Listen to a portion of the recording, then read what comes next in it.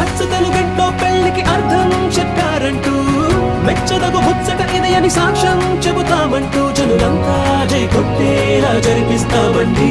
అందాల కుందనపు బొమ్మవని